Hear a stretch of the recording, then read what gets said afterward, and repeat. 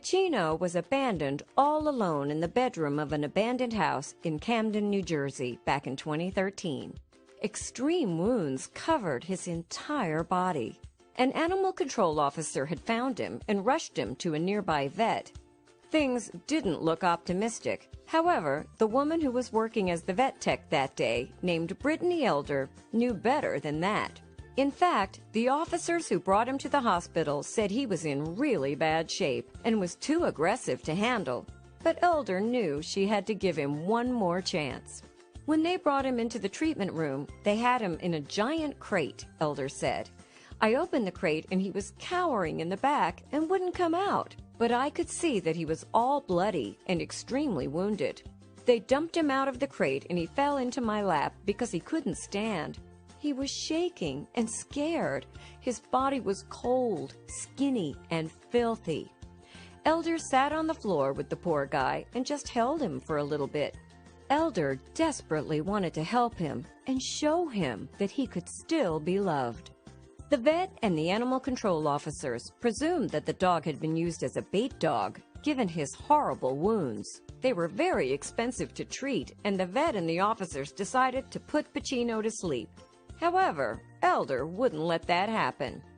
At one point, even though he was in so much pain, he looked up at me and licked my face, Elder said. It was at that moment I knew that this dog was not too aggressive and that I had to do something to save his life. I decided that I was going to take full financial responsibility for him, foster him, and bring him back to health, and figure out adoption stuff later. I just needed to do something, and quick. After taking full responsibility for Pacino, Elder made arrangements to clean him and his wounds. His severe injuries couldn't be stitched up, therefore the vet had to put dozens of drains around his body to avoid infections. After Pacino went through surgery, Elder and her boyfriend started preparing to take Pacino home. They had no idea how to take care of the terrified and unsure dog, but all of their doubts vanished into thin air as soon as they arrived at home. Although Pacino was very skittish in the first few days in his new home, he almost immediately realized that his new mom and dad meant no harm and were there to help him.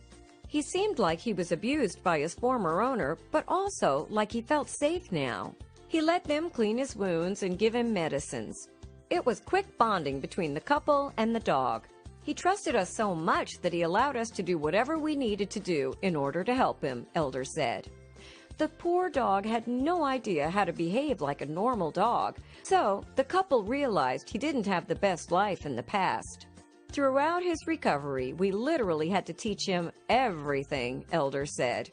We had to potty train him, crate train him, teach him how to walk on a leash, get him on an eating schedule, teach him what toys were, and basically show him how to be a normal dog.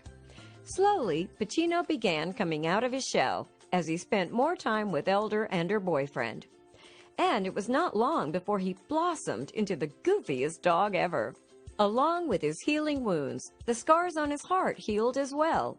Elder had planned to actually foster Pacino for a while and then find him a forever home, but now she couldn't let him go. One thing that stands out in my mind the most was one of my friends had given him a little care package with a big red squeaky ball, Elder said. I think it must have been the only time he had ever seen a toy, because he didn't know what to do with it at first. After a few throws, he was obsessed with it, and that's when I saw his first smile. He was goofy, clumsy, and overall super sweet and eager to please.